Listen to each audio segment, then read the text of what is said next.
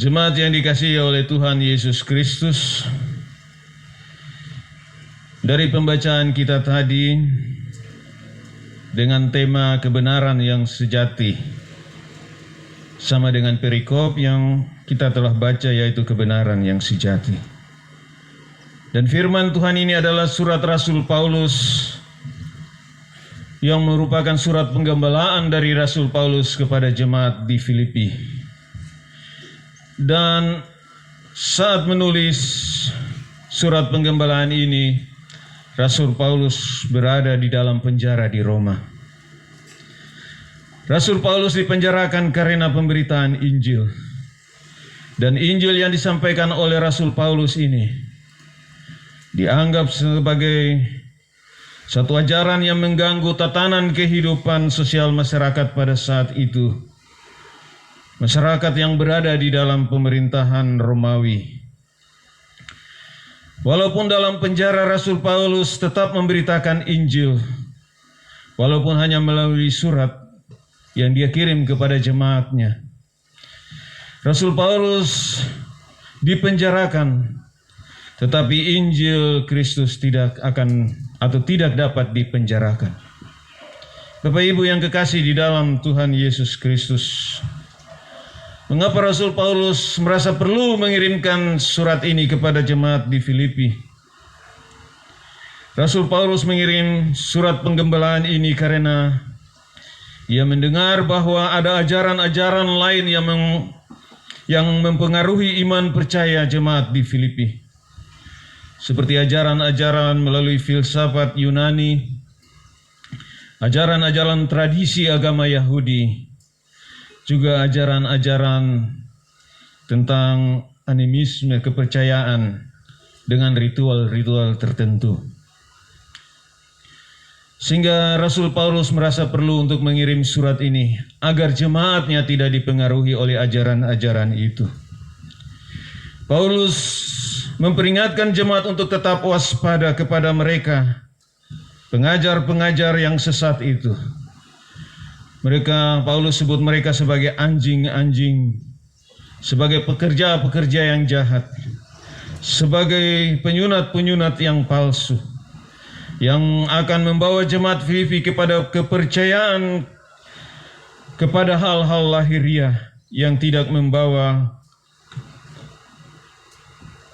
perubahan, tetapi tidak membawa jemaat itu percaya dengan iman yang sungguh kepada Tuhan Yesus. Tetapi ajaran-ajaran ini akan melemahkan iman percaya jemaat, yang membawa jemaat itu kepada hal-hal duniawi, hal-hal ritual yang akan menyesatkan jemaat-jemaat yang didirikan oleh Rasul Paulus. Sehingga Rasul Paulus juga memberikan contoh tentang kehidupan masa lalunya. Kehidupan percaya kepada hal-hal lahiriah yang tidak membawa kepada keselamatan. Kalau kita membaca pada ayatnya yang keempat dan kelima, di sana dikatakan, sekalipun aku juga ada alasan untuk menaruh percaya pada hal-hal lahiriah. Jika ada orang lain menyangka dapat menaruh percaya pada hal-hal lahiriah, aku lebih lagi. Paulus mau mengatakan bahwa kalau bicara tentang hal-hal lahiriah, kehidupan lamanya itu juga telah dia jalani tentang hal-hal lahiriah itu. Dia katakan bahwa disunat pada hari ke-8. Dia disunat pada hari ke-8. Dia juga dari bangsa Israel. Dia adalah suku Benyamin, orang Ibrani asli. Dan tentang pendirian terhadap hukum Taurat, Paulus adalah orang Farisi, orang yang taat kepada hukum Taurat. Dan tentang kegiatan-kegiatan keagamaan, Paulus adalah penganiaya jemaat. Dan tentang kebenaran dalam mentaati hukum Taurat, Paulus tidak bercacat. Dan Paulus katakan semua ini kepada jemaatnya. Dia menulis surat ini kepada jemaat di Filipi untuk mereka tetap waspada, agar mereka tidak terpengaruh oleh ajaran-ajaran sesat yang hanya merupakan hal-hal lahiriah. Dan Paulus mau mengatakan bahwa Setelah perjumpaannya dengan Tuhan Yesus, setelah mengenal Tuhan Yesus, Paulus mau menyatakan bahwa kehidupannya dirubah. Dia dapat hidup di dalam kuasa dan kasih Tuhan Yesus Kristus. Kristus dapat mengubah dia sehingga dia dapat mengerti tentang keselamatan. Bapak Ibu yang kekasih di dalam Tuhan Yesus, dengan perjumpaan dan mengenal Tuhan sebagai Tuhan dan Juru Selamat, Paulus dirubah. Paulus menjadi pemberitaan Injil. Paulus dapat mengorbankan seluruh kehidupannya untuk pemberitaan Injil. Karena Paulus tahu bahwa kehidupan lahiriah tidak merupakan kebenaran, tetapi kehidupan lahiriah hanya membawa kepada kehidupan yang menyesatkan, kehidupan yang tidak memberikan keselamatan. Tetapi kehidupan rohani setelah dia bertemu dengan Tuhan Yesus, maka kehidupannya itu dibenarkan. Dia akan memperoleh kehidupan yang kekal.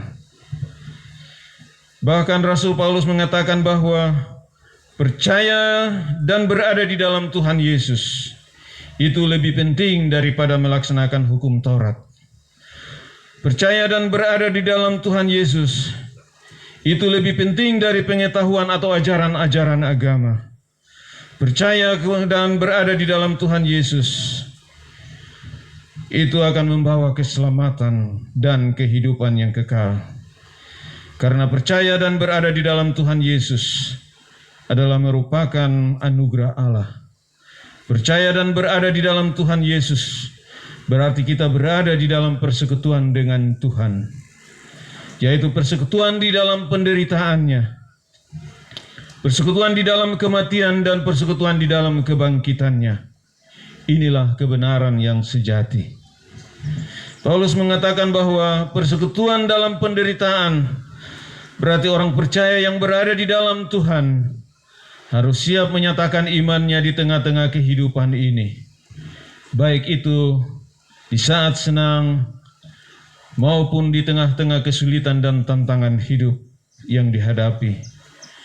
Bahkan di tengah-tengah kesulitan hidup, orang yang percaya kepada Tuhan mampu untuk mengucap syukur dan bersukacita.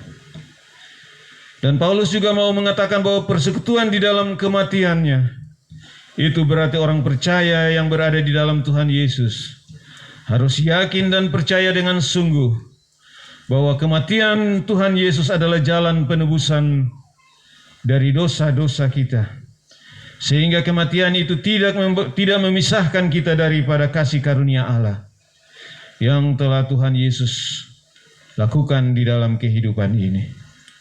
Sedangkan persekutuan di dalam kebangkitannya, yaitu berarti orang percaya di dalam Tuhan Yesus harus yakin bahwa kebangkitan Tuhan Yesus memberikan kemenangan dan harapan untuk memperoleh kehidupan yang kekal bersama Tuhan Yesus.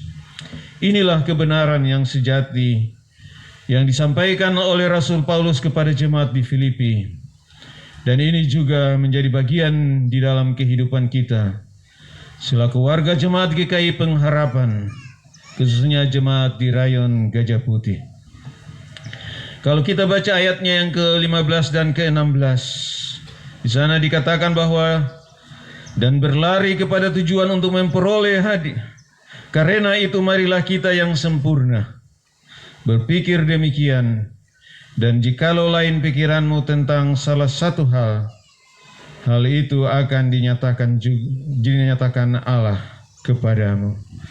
Bapak Ibu yang kekasih di dalam Tuhan Yesus Kristus, Rasul Paulus mau menegaskan kepada kita sekalian bahwa selaku orang percaya di dalam Tuhan Yesus Kristus, kita adalah orang-orang yang sempurna,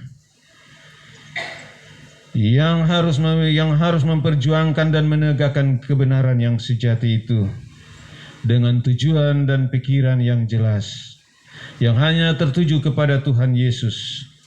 Karena firman Tuhan di dalam Yohanes 14 ayatnya yang ke-6, di sana dikatakan, Tuhan Yesus berkata, "Akulah jalan, kebenaran, dan hidup.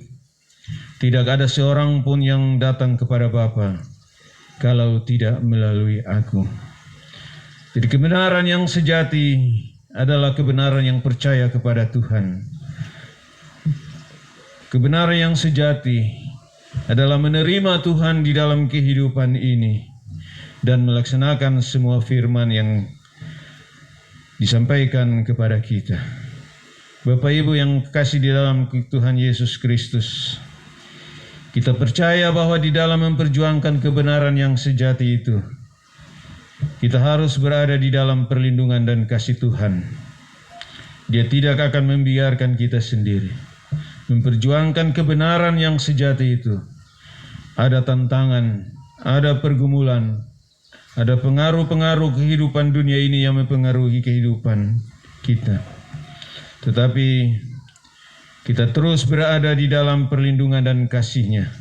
Kalau kita percaya dengan sungguh beriman teguh kepada Dia, maka perlindungan Tuhan itu terus hadir dalam kehidupan kita.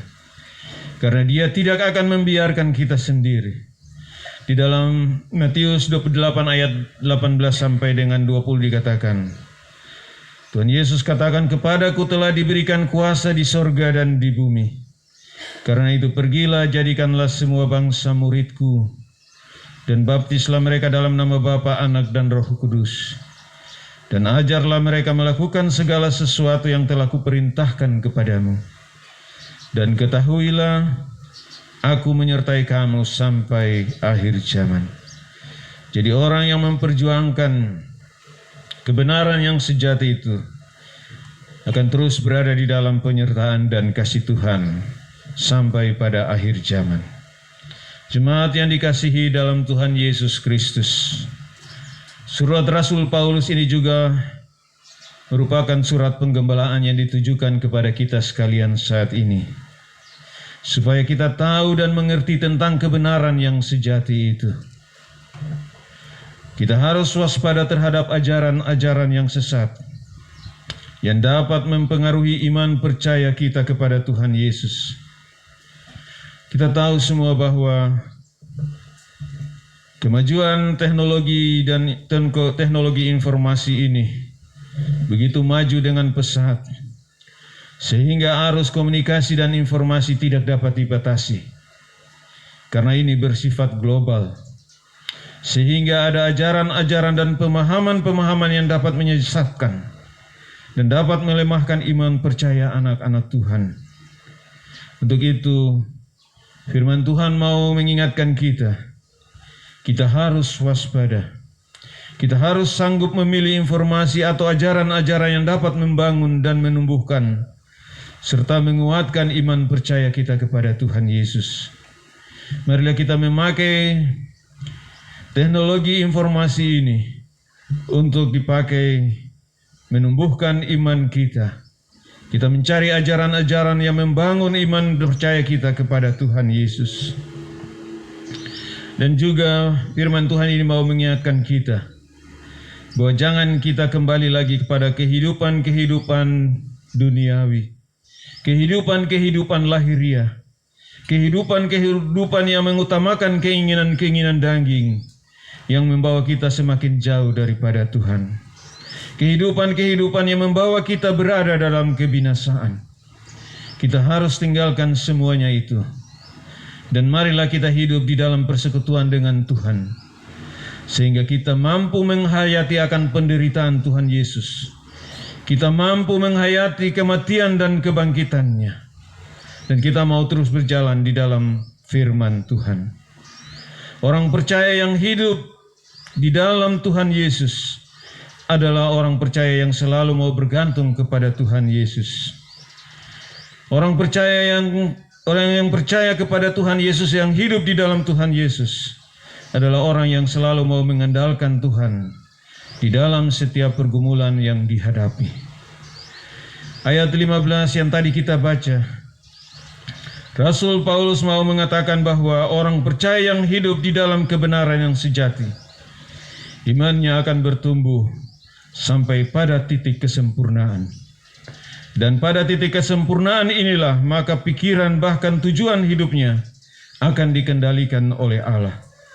Sehingga di dalam menghadapi persoalan-persoalan kehidupan, Dia akan sanggup menyelesaikan dengan cara-cara Allah. Karena Tuhan akan menyatakan kehendak-Nya dan memberikan jalan keluar baginya. Orang percaya yang hidup di dalam kebenaran yang sejati adalah orang percaya yang tidak bisa lepas dari hubungan dengan Tuhan melalui doa yang dipanjatkan setiap saat. Orang percaya yang hidup di dalam kebenaran yang sejati adalah orang percaya yang selalu membaca firman Tuhan sehingga dia dapat mengerti akan kehendak Tuhan atas kehidupannya. Orang percaya yang hidup dalam kebenaran yang sejati selalu akan giat dan hadir di dalam persekutuan-persekutuan ibadah. Karena melalui persekutuan-persekutuan ibadah itulah dia akan merasakan kehadiran Tuhan di dalam kehidupannya. Bapak Ibu yang kekasih di dalam Tuhan Yesus Kristus, marilah kita jangan sibuk dengan hal-hal duniawi, hal-hal kedagingan yang akan membawa kita ke dalam kebinasaan. Tapi kita lupakan hal-hal lahiriah. Tapi mari kita mau menyembah Dia. Kita mau hadir di dalam persekutuan dengan Tuhan. Karena melalui kehadiran kita di dalam persekutuan akan merubah kita, akan menguatkan iman kita untuk selalu bergantung dan berharap pada Tuhan. Bapak Ibu yang kekasih di dalam Tuhan Yesus Kristus, marilah kita selaku orang percaya teruslah hidup di dalam kebenaran yang sejati. Walaupun hidup di dalam kebenaran yang sejati itu ada tantangan dan pergumulan, tetapi kita harus tetap percaya dengan iman yang teguh bahwa Tuhan Yesus yang kita sembah, Tuhan yang kita andalkan itu tidak akan pernah meninggalkan kita. Dia akan terus menyertai kita dalam situasi apapun.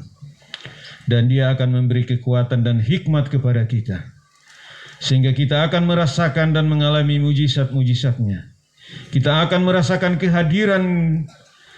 kehadirannya di dalam kehidupan kita. Dan kita akan merasakan kemenangan-kemenangan kuasa-Nya yang ajaib. Karena Dialah Tuhan yang kita sembah. Karena Dialah Tuhan Allah yang memberi jalan keluar dan kebenaran itu. Karena Dia terus menyertai dan membimbing kita. Marilah jemaat sekalian yang Tuhan Yesus Kristus, kita masuk di dalam kehidupan kita di dalam minggu yang baru ini. Kita terus berada di dalam persekutuan dengan Tuhan. Di dalam penderitaannya, di dalam kematiannya, dan di dalam kebangkitannya, yang memberikan kita kemenangan dan kehidupan yang kekal. Tuhan Yesus memberkati kita sekalian. Amin.